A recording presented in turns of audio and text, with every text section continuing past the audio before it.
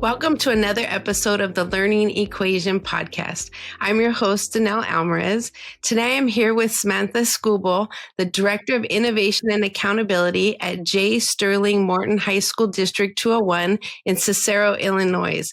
I'm so excited to have you here with me today, Samantha, and most interested in how do you balance innovation and accountability? Because in my mind, those are kind of like two separate worlds. So how do you manage a position where you're really in charge of innovation and accountability? What does that look like for you? Yeah. Hi, Danelle. Thank you for having me on. What innovation and accountability looks like to me is really meshing together the two worlds of data and innovative practices within the classroom. So a lot of what I do, is bringing engaging instruction to our teachers, bringing engaging and innovative tools to our teachers so they have access to it, and then they take it and they run with it, right? We have the best teachers. And really the accountability side comes in with not only usage data and things like that, but also how is this being effective within the classroom? So we look at, walkthrough data, grade data, things like that, that just say, okay, now that we've put this inclusive practice, let's say, in place, let's say discourse, student discourse, right? Where have we seen scores go? Where are kids saying that, are they saying class is more engaging? Do we see more things happening in the classroom that are moving them, towards growing in whatever content area that is? So that's really kind of how they intersect, is trying to see what is the effectiveness of all these innovative practices that we're putting in place. Oh, wonderful. And how do you ensure those innovative practices aren't just one-time initiatives? Because everyone gets real excited at the beginning, right? You try a new practice, but sometimes they fade out. How do you help them become ongoing or part of the district culture to be trying new innovative things?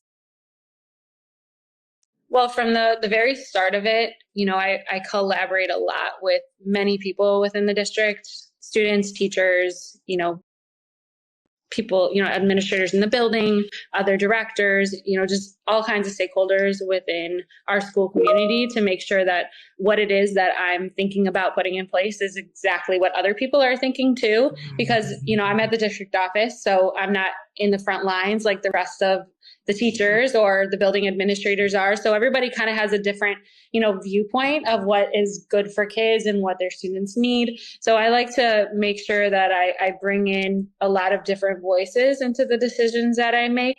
And then also, research what's best practice for our students. There's a lot of things that might work for other districts or other student types, but for our students, there are things that they need, and there are different practices that work best for our community. So I like to ensure that whatever it is we're bringing in, whether it's an instructional tool or putting, forward an instructional practice, it is something that will set up our students for success specifically. And then really just progress monitoring that and putting together just a really good plan that says, okay, here's exactly what it is. Here's how you fit in as a teacher, as a student, as a parent, whatever it might be. And then making sure that, we stick to that plan and ensure that, like I said, progress monitoring, is this actually working the way that we want it to do? Do we need to adjust? And then, things kind of become a part of the culture at that point. And really when teachers are bought in from the start, and when they know that this is something that, again, like works for our kids, then it just right away, they're more apt to use it. But then also, because we've done all of our due diligence and all of our research, it actually does end up working. And then teachers are like, okay, yeah, we're gonna keep doing that because I can see the growth that's happening. Yeah, they have to see the benefit. How do you get them? Because I do often watch where schools and districts will be trying these innovative practices, but there really isn't a method for them to share with each other. What did you do? How did that work? Did you get stuck here? I ran into a roadblock here. How do you get them to share amongst each other at a school site or even within other school sites? Right. We have a few ways. One of the biggest positives that we have here in our district are our coaching team, our biliteracy and instructional coaches. So we have 12 of them district wide, and they are really my lifeline and everybody else's lifeline when it comes to innovative practices, because they provide professional development. They provide opportunities for what we call expeditions, where teachers go to either different campuses or they go to different classrooms within the building, and they just look to see what's happening.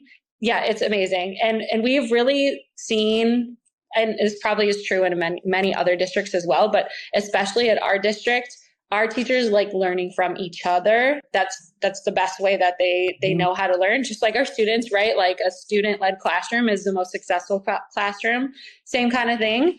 So our PD days, I've brought something to the district called Festival Ignite, which is basically this like huge professional development that we do at the beginning of the year. We do it again at the middle of the year, where teachers have the chance to showcase what they're doing in their classrooms. So they provide, PD. So we have last year we had 40 people, 40 teachers and other educators presenting to each other. So they can pick their sessions that they go to. We had over 50 sessions that they had to choose from. So just a lot of really getting back to how do we, like you're saying, how do we bring the teachers to teach the teachers and really be able to show them, okay, so now you learned at Festival Ignite, they told you what it is. Now we have this expedition where you can come and see it happening in real time. And now we have this other follow-up PD that you can do one-on-one with a coach, so they can teach you how to do it in your classroom and they'll model it for you. So there's a lot of, checkpoints where teachers have access to professional development that's either customized for them specifically or a little bit more general if they can kind of run with it. But we have a lot of opportunities where they can learn from other people that, are within their building or in the district. Oh, what a beautiful thing. I just love it, because I do find that if we want teachers to do something different with students, we have to do something different with them. The top-down hierarchy, everyone get the same PD, right? That doesn't, right? That snaps to that. That doesn't seem to move anything forward. So you have expeditions where they can actually go see. And so how do they do that? Do they just let you know they want to go, or is it on certain days? Like, how does that logistically, that structure, and where did it come from? Like, that is not something typical I see. So where did that brilliant idea come from? It came from, we've done different iterations of it over the years, and we started it kind of on a smaller scale within a building, just following a few teachers and a few coaches around. And then, as it grew and people were asking for it more, we really expanded it a lot. So this year we did, I want to say 20 or something like that, expeditions district wide, where we had, teachers coming, like I said, campus to campus. And it can happen in a few different ways. A lot of the time the teacher will ask for it. And so the coach will then come to me and then we'll make it happen. Or we have content directors as well. So they could go to their content director, and then the content director comes to me and is like, hey, this is something we want to do. Or there have been times, like, for example, our special ed department. We have a coach here who has just completely crushed it with bringing special ed into the forefront of instructional coaching.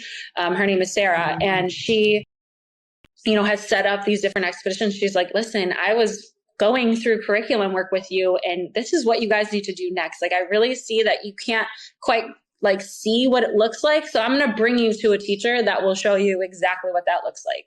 So it can really happen in many different ways, but the most important thing is that all of the administrators too are just very bought into it as well. And they're like, do you need a sub for that day? We got you. Do you need money for food? We got you. Do you need supplies? You're watching this awesome project that has all these supplies. Okay, we got you. So there's a lot of different pieces to it, than just all right, we're going to bring you to this classroom. We need to have everybody on board understanding that this is important and worthwhile, so that, you're not just going and it's a one and done thing. There's support and guidance and feedback and follow up throughout the process. And it really has been a really successful thing. the most powerful way to have impact is building that collective expertise. Mm-hmm. And what you all are doing is exactly that, building it by seeing. And now when you've allowed me to come into your room, I now have a friend to call. Like, I just watched Samantha do this great lesson and I'm stuck. Now I know I can call you because you've opened your room to me to say, hey, what did you do when this happened? Rather than having someone else come in and provide the PD, right? What does it look like at the school site? So for school site PD, so you've described kind of how they can go visit, but when you first launch a professional development or initiative, what does it look like at the school site?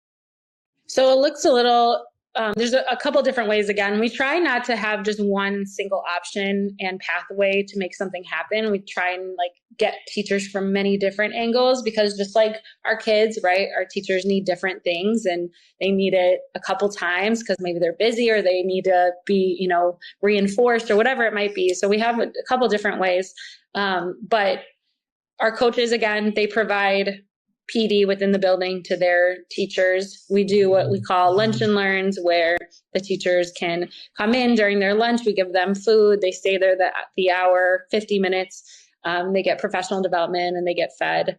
Or we'll do, you know, some grab and go things where they grab, you know, we had like a popcorn where, you know, we had like a little sheet on a popcorn bag and we had like, here's top 5 strategies that you can use. We've done things like, you know, our building administrators have been super supportive and they'll throw things in there. Like we've had deans, you know, professional developments where they've talked about things like, you know, they've reinforced what we've said about a welcoming community for students, right? That leads to being able to do engaging instruction, right? Like things like that. So we try and really fit everything in. So at the school level, you know, we bring it kind of down from the district, especially with the coaches. They're our biggest PD provider. And then the building administrators and the building leaders really reinforce that through a lot of the things that they do, their meetings, their emails, walkthroughs that we do. We do walkthroughs on a regular basis. And in the content support conversations after the fact, we talk through those things. So yeah, there's just a lot of different avenues that we try and just constantly bring things up. So then it's at the forefront of people's minds. Oh my goodness.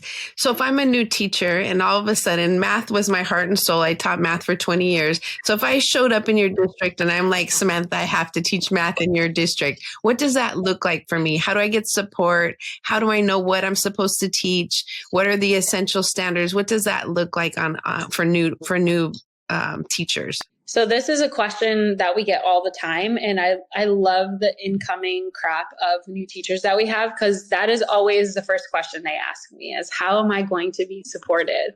And I love that. I'm like, get it, right? Like, let's talk about that. Because they're so eager to learn and know, and it's just great. So we have a new teacher, new staff orientation that we do for 4 days out the jump before they even get here and before the school year starts. And so that's 4 days of them learning just all the things, right? Like you were saying, like what are the standards I'm supposed to know? How do I know how to even access the curriculum? Like, how do I know where the teacher's CAF is, right? Like just little things like that. So they get a lot of information in that 4 days. We have, for example, our lead teachers, we have a lead teacher per building, per department. So if you're a math teacher, you know, the math lead teacher at your campus we have a part of our new staff orientation where they take them into a room and they sit with them and they show them everything they need to know. What does a grade book look like?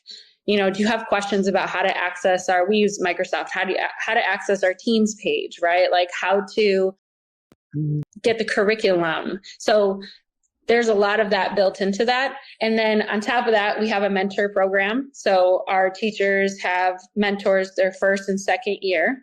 So the first year is very involved where, you know, they're doing a lot of different things with their mentor.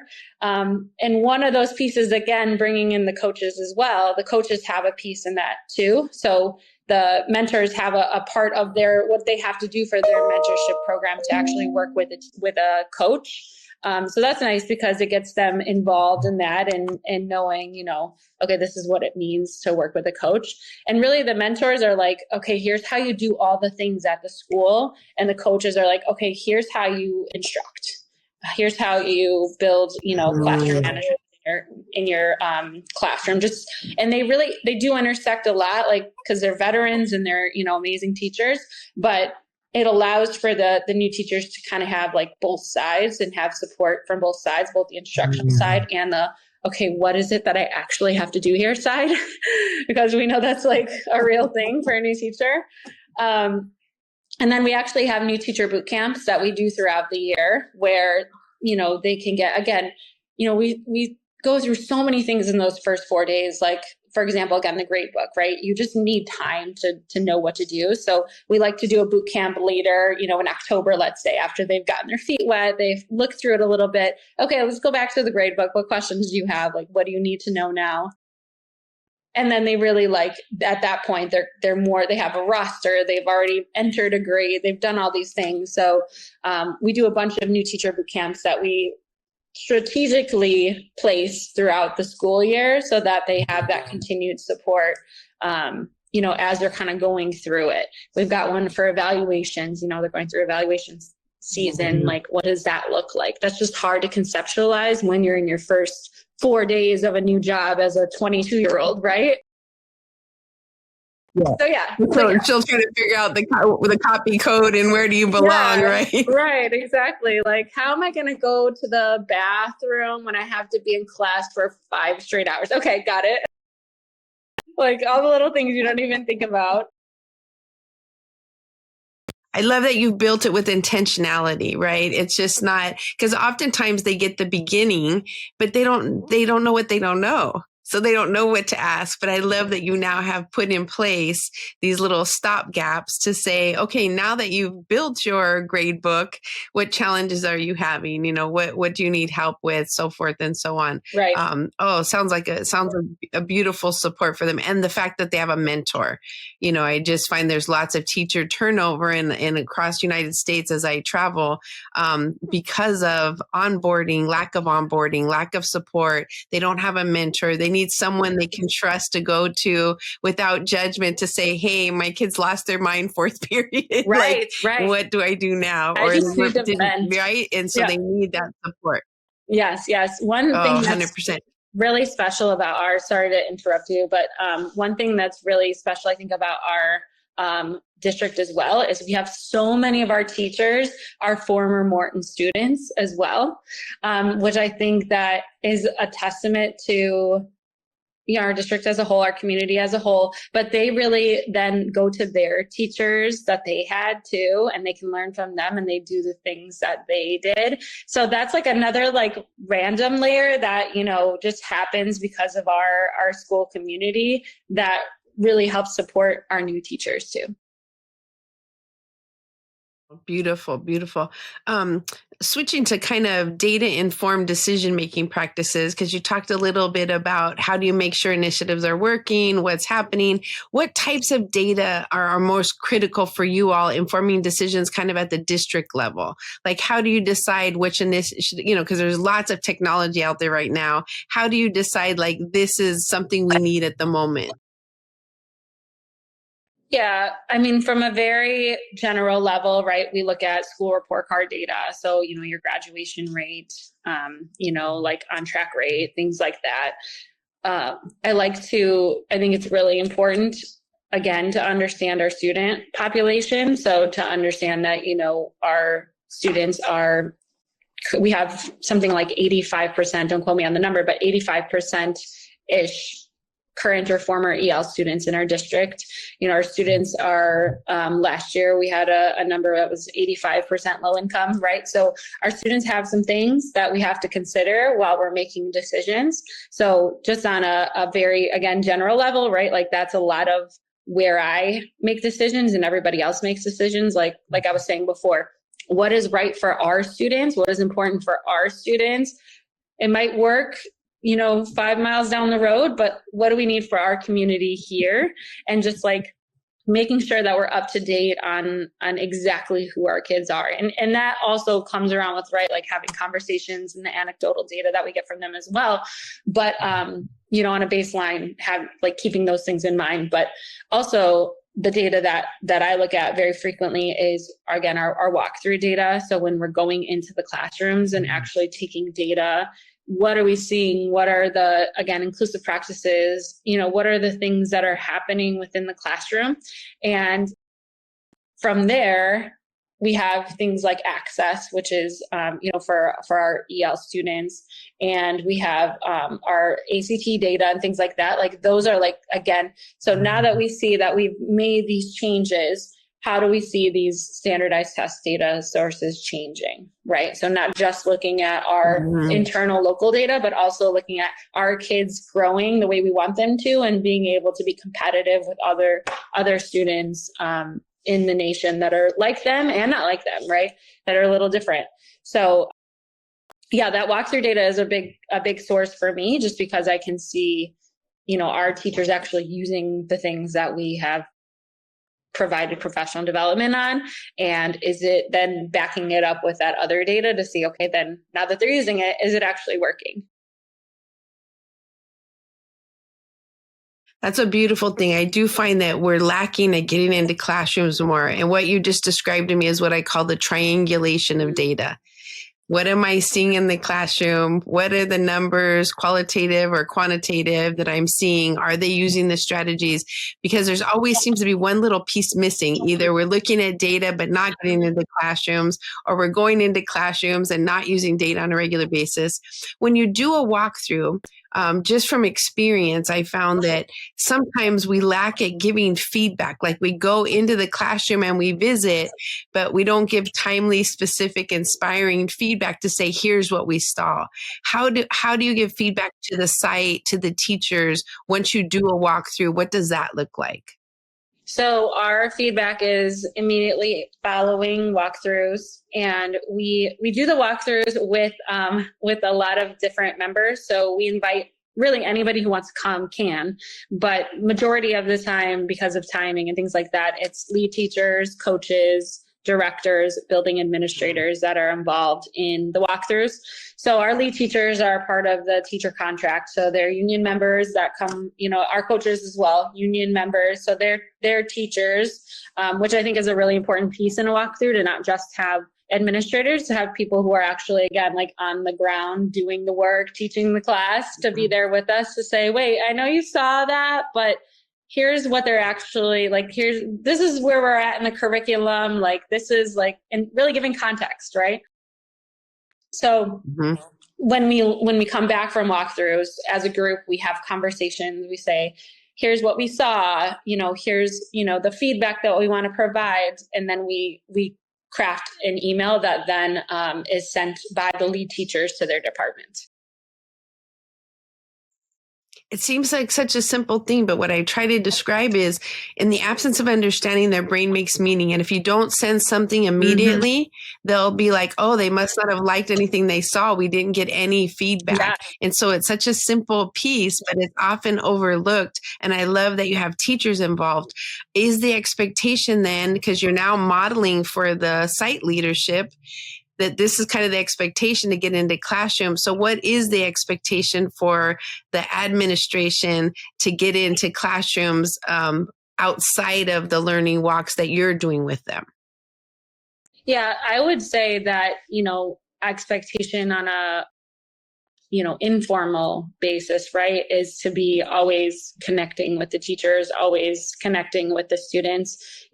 As formally for that, we don't have like you must get into the classroom, 5 times a week or something like that. I have my own goals when it comes to that, like passing periods, being out in the hallway with kids, like popping into classrooms to see what's going on. We get invited to a lot of things.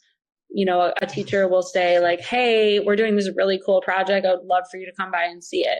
And we'll go and, check it out. And I mean, I know a lot of people probably say this, but we really do have the best teachers here. I've traveled to many different school districts, and our teachers are doing things second to none. So a lot of the stuff that they're doing is just like so cool. And they're always inviting us in to see things, which is nice. It's nice that you want administrators there. Like, I think building that culture where we can all kind of work together. And I come in there and it's not like, oh my gosh, what is this administrator doing here? She's here to evaluate me. It's like, no, like I'm here to praise what you're doing or give you constructive feedback, and you're cool with that. So that's, something that we try and continue to build here is like, we're all working together. Our boats are all floating in the same direction. But yeah, we try and get into, that's something that is important here, right? To make sure that we're continuing to be there, be present, be in the classroom, not just during the times where we need to administrate people and, walk through or do whatever it might be. Yeah, that's a testament to trust.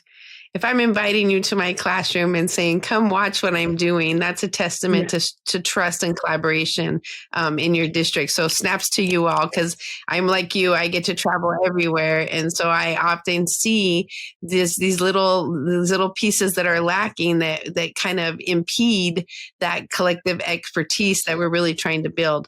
I know data is very hard for some people to look at. I attribute it to like Weight Watchers, right? You got to stand on the scale in front of everyone, and data is scary for some people. How do you support educators and administrators to effectively interpret and use data? Because sometimes they open, they're like, oh yeah, these two kids did well, these didn't. What protocols, structures, processes do you have in place to support maybe new leaders that aren't as familiar with how to look at data effectively? Yeah, I mean, from a teacher standpoint, we have, we're a PLC district, so we have PLTs across the district, and they look at data on a very regular basis. So kind of pulling the veil of that back and looking at your individual data and talking about it is something that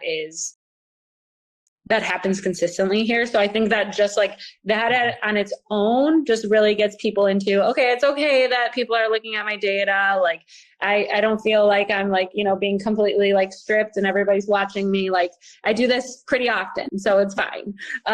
But to me, like a huge part of being a successful school with using data is actually having a plan on what you're going to do with that data. And, from an administrative side, the teacher saying like, hey, Samantha, I really need this. Like, my data is saying that I need, whatever it is, this professional development or this, whatever it might be. And then I actually follow through with that. So that to me, like, helps with data being, talked about and people being at the forefront, because I feel like if they're like, we're looking at this data and then nothing ever happens, then the culture of data is not going to be there, because there's no follow-up, nothing actually happens. Why am I spending an entire day on a data retreat if nothing's going to even come of it? So I feel like that's something that, obviously we're still working on that, right? Like, data is something that I feel like is a growth thing. Like, you have to keep getting better and better and better, especially as, technology comes, we have AI, there's different ways to like aggregate data and look at it, and just the needs of our kids change too. But the thing that needs to be consistent is, okay, we're going to have this very clear plan on what we're going to do now, and then every person is going to follow through with their part of it. It's those agreements at the end is what I find is once you look at data, you have to make some kind of agreement of what are you going to do now? So what? This is what it says, but now what story does it tell, and what next steps are you agreeing on, and what support do you need? So I find that sometimes is the piece that's lacking is, what are we going to do about it now that we've looked at it? What are the sweet spots? Like, where did we have success and why? I had a district that I worked with in a grade level, they grew like 16% on this assessment they gave. And when I asked them why, they weren't quite sure. I'm not sure why we grew so much. And I said, well, you better dig in, because how do you know what to hold on to if you're not sure what caused it? And so I find that more often than not that they'll have great success, but can't really put their finger on exactly what they think caused it. And I said, well, you better put your Sherlock Holmes hat on and you better dig deep, because you want to know what caused that so you can keep doing it. Right? Yep. You so talked true. a little bit about you have definitely population in need. So, high population of socioeconomically disadvantaged students. How do you help with equity and access with educational technology? Because when COVID hit, we saw people that didn't have Wi-Fi access and didn't have technology at home. How do you handle that as a district with a population with such high need? Yeah, so I will say that, and patting everybody on the back that's here, from our board down to our teachers, is we were, when COVID hit, right? For example, we were ready. We were ready to go. Thankfully, the year prior to that, I had just put in place Teams, so teachers had a way to communicate with kids.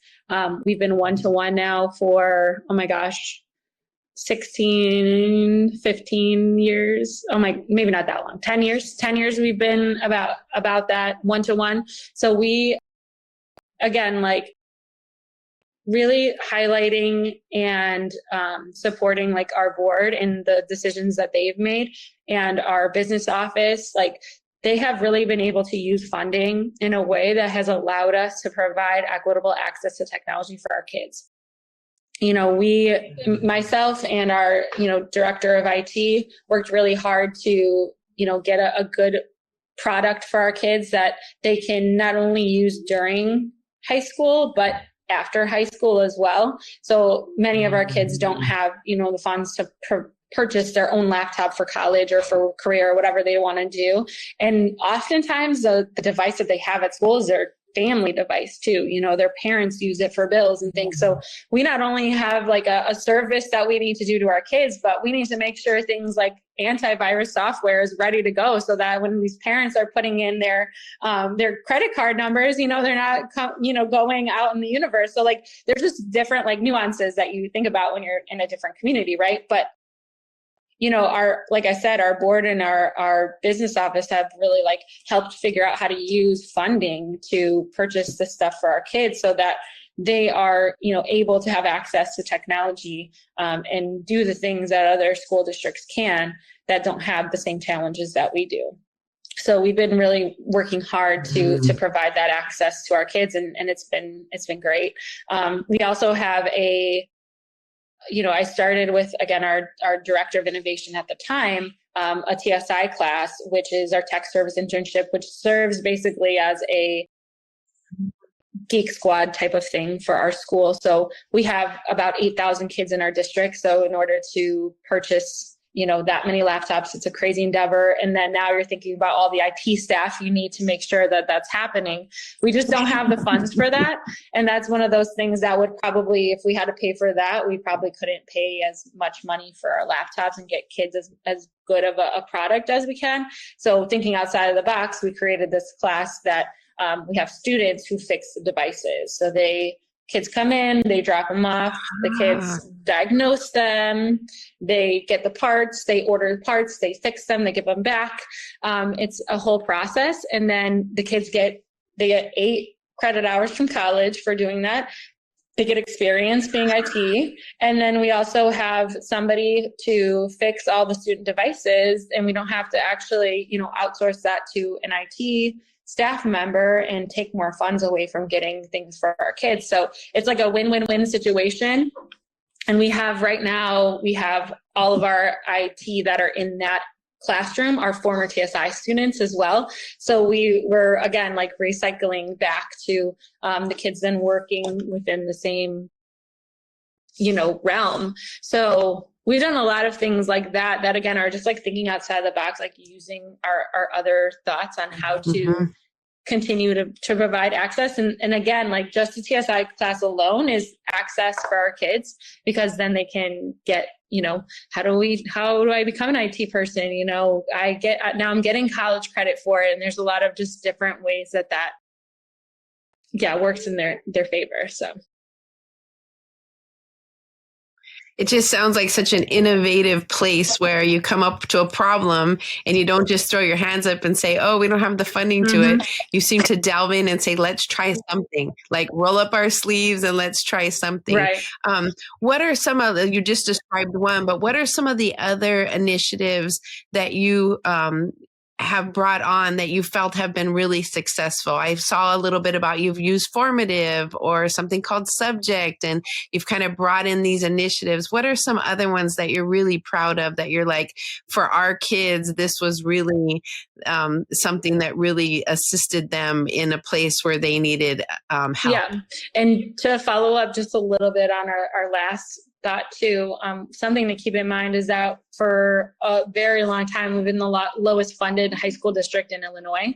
So even getting, access to those things too has been an extra challenge for us. It's not like a normal, just like, okay, yeah, we have like an underserved community. We were very low funded, the lowest funded district. So again, just a testament to all the people who are moving money around to make things happen for our kids in our district. But to your other question, I'll speak specifically to both Teams and Formative. Launching Teams and getting kids access to Microsoft, I think, has been something that has been very, very successful for us. A lot of people all the time ask me, why aren't you a Google school like everybody else? Why don't you use Google products? Because it's cheaper and it is, more widely used.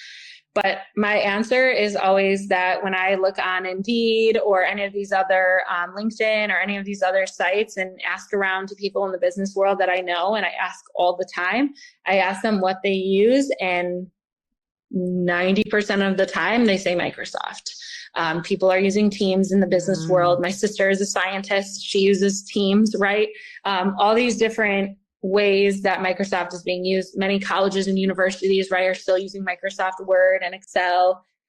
So if I am here to provide, access to technology that will support my students post-secondary, then this is a way that I need to do it. So a lot of our kids get Google in their middle school years and, in our feeder schools.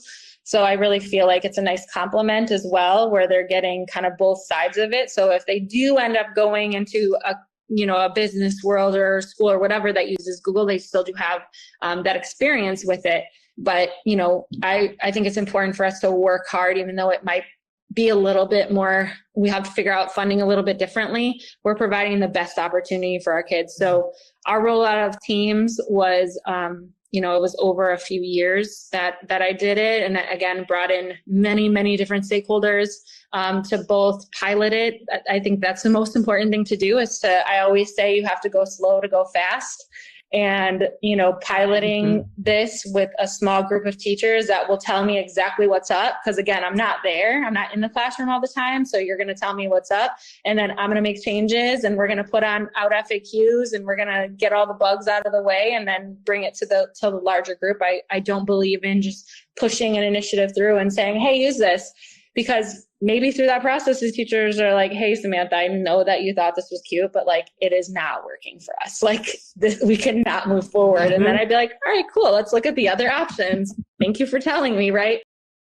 Formative, a lot of the same sort of thing, right? Did the same thing, a small pilot. We have over 650 teachers here. So we have a lot of teachers who kind of have to like be involved in this. And so rolling out something takes a little bit of time. But I'm really proud of Formative as well, because one thing that wasn't matching in our district, which kind of, and the teachers talked to me a lot about it, but also myself seeing with the work that I do with teachers, is their level of rigor and instruction was up here and their way to assess kids was like down here. So we needed to match that. And we needed a program that would allow us to do so. We really think it's important here for kids to be able to authentically show how they know material. So we're not going to just provide multiple choice, one single way, let's say, for kids to show their learning. We want authentic assessments. So speaking and listening, able to do project-based learning, rubrics, just things like that will amplify, again, what we're doing in the classroom and even match it at the very least, but amplify what we're doing in the classroom and give kids the ability to have a different mode of showing their learning. So that's something I'm really proud of, because we preach that a lot to teachers about, hey, like, let's think outside the box on how to provide instruction. There's not just one way. And then we had this assessment platform that was literally one way. Like, oh, okay, this is not really matching up. So we need to adjust this a little bit. And so Formative has been really successful to be able to provide different types of assessment questions and things like that. What you described is a piece I often find missing, is that shared leadership piece. You've talked about it over and over again about getting teachers on board, letting them pilot, and then listening, right? Listening to their feedback of, hey, Samantha, we thought this was going to be great, but it's not quite what we hoped for. But like you said, once you get them involved, they then are the people out there sharing loud and proud. They are more likely to get their colleagues on board with anything than you are, or anyone at the district office, right? And so really involving them in that process. Do you just take volunteers? Are there certain people you lean on? Like, how do you, when you find something that you think is going to be great, how do you get some of them on board at being willing? Because I know they're always overwhelmed. Like, how do you get them to say, yes, I'll try it and give you some feedback? Yeah, I definitely have my go-tos, right? Like, there are people around the district that I can think of that I'm like, all right, if I need it straight, this is who I'm going to. And like, my coaching team is definitely the first group that I think of, where I'm like, all right, guys, like, does this sound how I think it sounds? Or do you think that this is going to flop? So like, I vet through a few teachers, my coaches, like things that, like, people like that first, definitely. Like, that's like micro step one is like, all right, I'm thinking about this. Does this seem like it tracks? And if they say yes, then I ask for volunteers as well. And anybody and everyone is welcome to come and be a part of this, a committee or a pilot or whatever it is. What I've learned through my piloting, process, and I learned this the hard way for sure, was getting someone from all the different departments to be involved is super important, especially at the high school level. You know how we love our content here, right? So, being able to have somebody that said, oh, I'm a math teacher. You had no math teachers in your pilot. You only had history and English teachers. How is this going to look for me? And I'm like, fair. That makes perfect sense. So I've really learned through this to be like, all right, I need to have somebody, a representative from the many different groups. And, that can include counselors, right? That can include social workers, like different types of people that are going to be affected by what we're doing. To know, like, again, have that voice so I can say, oh, all right, I didn't even think about that. Or when I'm then putting it out to say, I know you're a math teacher, but like, here's the math teacher that did use this in the pilot, and here's how they use it. And we can just like think of all those things that math teachers would think about that I never would. I was a history teacher, right? Like, I would never think of some of those things. And they can just be a part of like the foundation of what we're doing.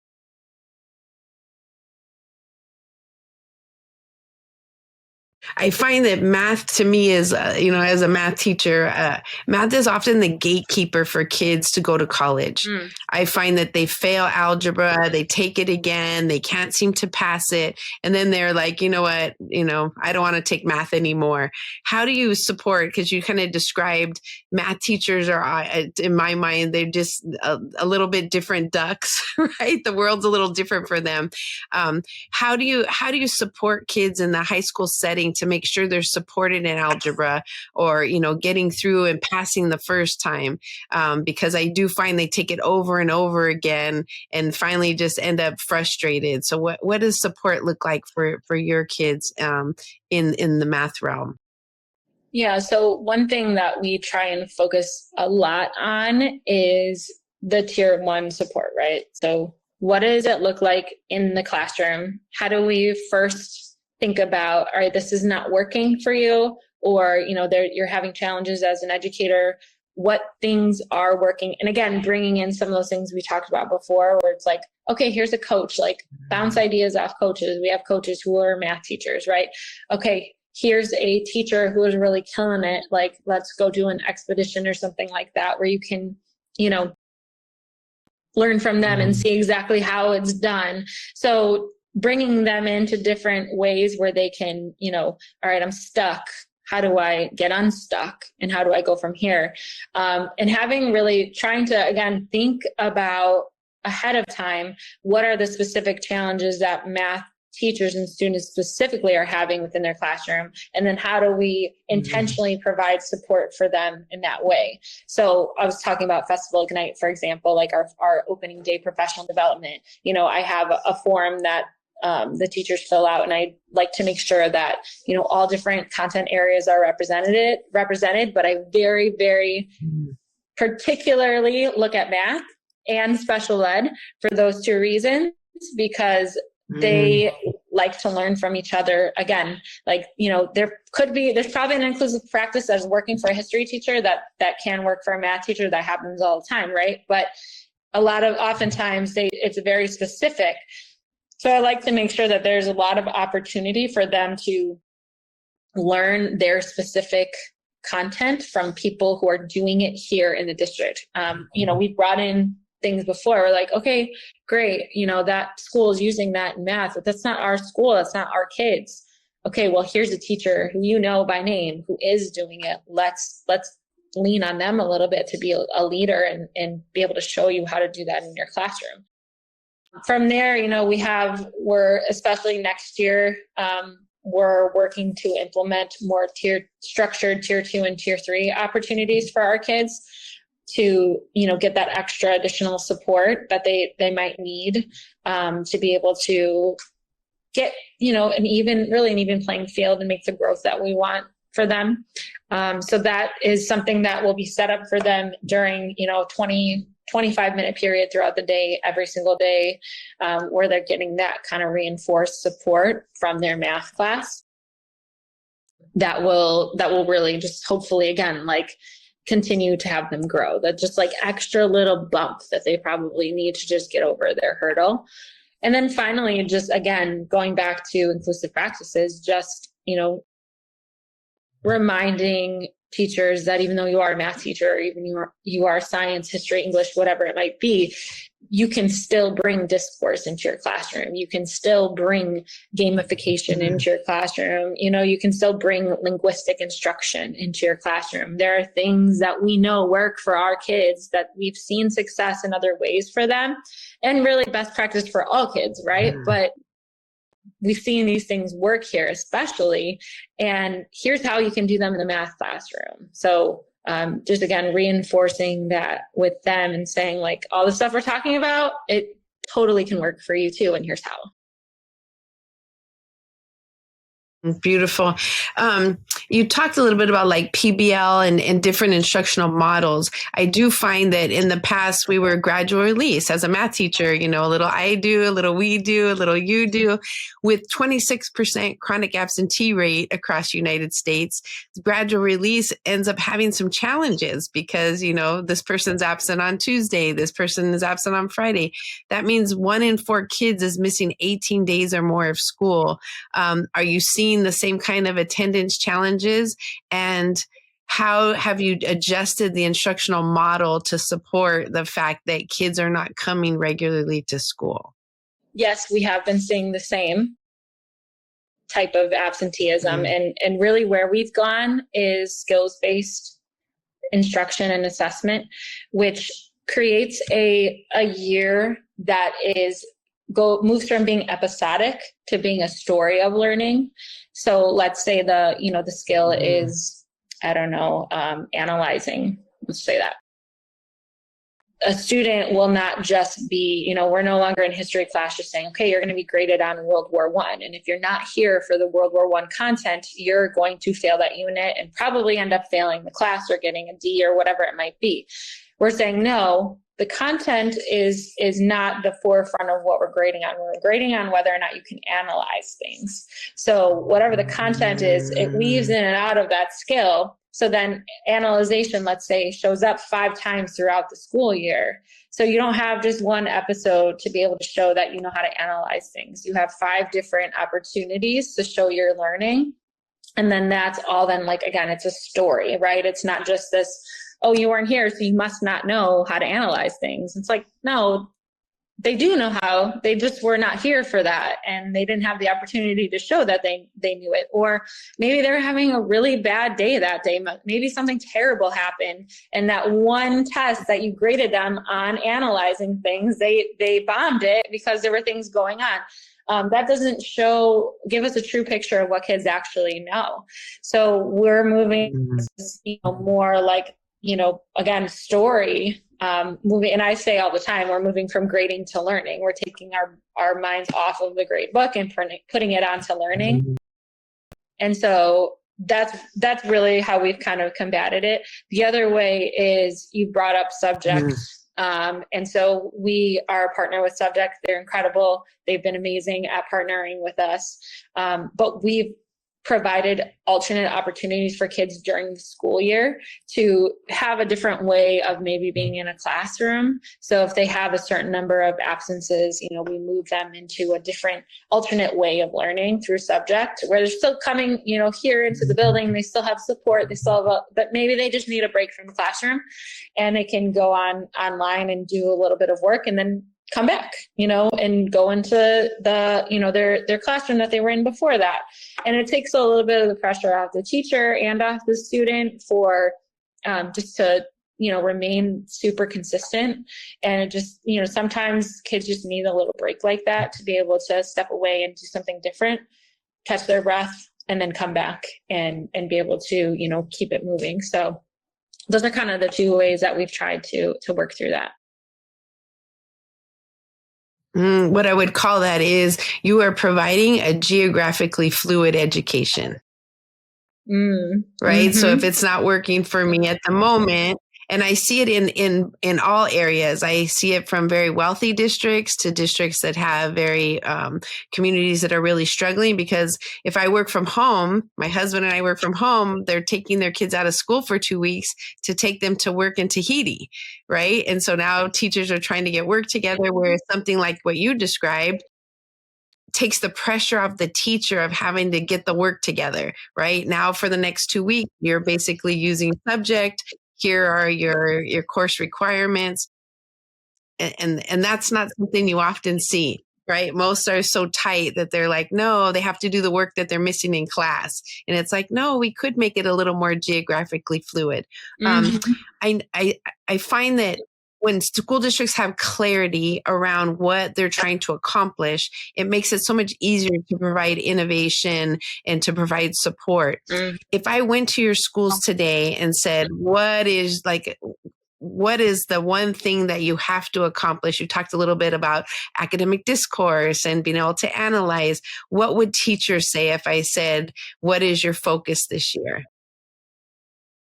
I would hope that they would say that the focus for this upcoming year is Tier 1 instruction, including inclusive practices, just continuing to refine those practices and refine what's happening within the classroom, because that's our meat and potatoes, right? Like that's where kids are going to be able to be successful, is if we continue to refine our practices. And I say this all the time to our teachers, because I genuinely believe that we have, again, like I said, the best teachers. But, when we see scores kind of remaining stagnant, I always say to them, I'm like, our kids aren't trying less and you're not teaching them worse, right? Like you're not caring less either. So what we then have to look at is practice. And so that's what we're constantly looking at, is how do we continue to refine practice so that we're growing with the needs that are coming in, for everything from, the challenges that happen within our community and in the world, to, we got this cool new technology that we can use. And how do we then bridge that technology within what we're doing versus work against it? So there's so much that is changing so much. So like I said, our teachers are not trying less. We just need to continue to just grow and refine, and teaching is the hardest job. And that's really why, because you have to be adaptable and just change all the time. You cannot be stagnant or you will not be successful. And so it's just so hard. But yeah, just constantly just refining what we're doing. And I would hope that that's kind of what they would say. I would think that that's what they would say we're focusing on. Well, and those best practices you're doing with these expeditions and then bringing them together for the sharing. What was the name of they come together and share at night? Oh, Festival Ignite. Festival of Night. Yeah. So like that, where you're putting those practices in place so people can see in action, right? That the people are trying different things, so that you aren't afraid to step out in those innovations. Anything I didn't think to ask that you would want to share that you're really proud of in your district? Is there anything that you would like to share that I didn't think to ask you about? I'm trying to think. I mean, just, our kids are just they're also super adaptable and flexible. And I think that they don't give themselves enough credit for that, for sure, that they don't understand just how they're just able, kids who are coming from an underserved community, like they're just like, there's things just coming at them at all times, right? And they're still showing up to school ready to go and killing it in most cases, right? I see, at some of our affluent districts, for example, they're testing in these like huge facilities that are soundproof, and they have, all of these air conditioned, and they have these like sparkling waters that they can drink on break, right? And our kids are in the gym on rented tables, and for example, our AP Spanish kids, all of them got 5s last year, right? They all passed the test, right?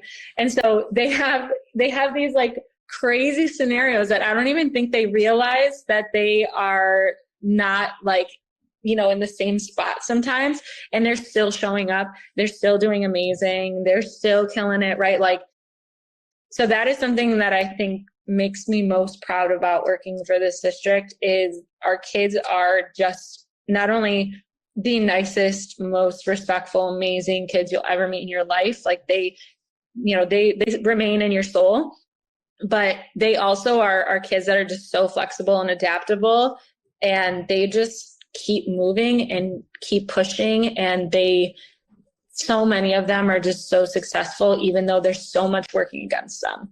And they just make me very proud. Well, and a testament to a lot of them become teachers in your district, right? They went to school there and then they become educators. That's a testament to, right, what a great support community that you have. Well, it has been such a pleasure, and I am just so excited about all the things you're doing. And so I'm definitely going to steal some of those ideas of getting people to visit expeditions. I love that term.